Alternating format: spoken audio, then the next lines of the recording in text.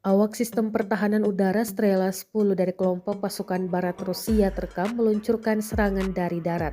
Penyerangan ini demi menghancurkan drone pengintai Leleka-100 milik Angkatan Bersenjata Ukraina.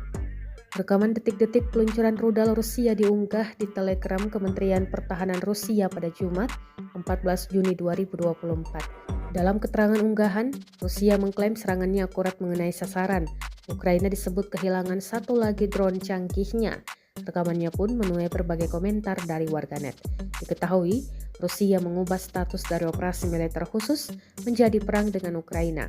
Hal ini menandai 2 tahun sejak dimulainya invasi ke Ukraina.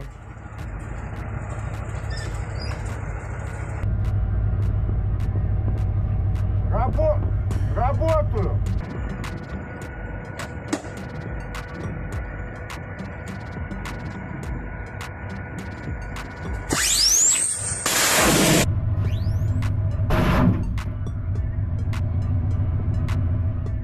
Download Tribun X sekarang, menghadirkan lokal menjadi Indonesia.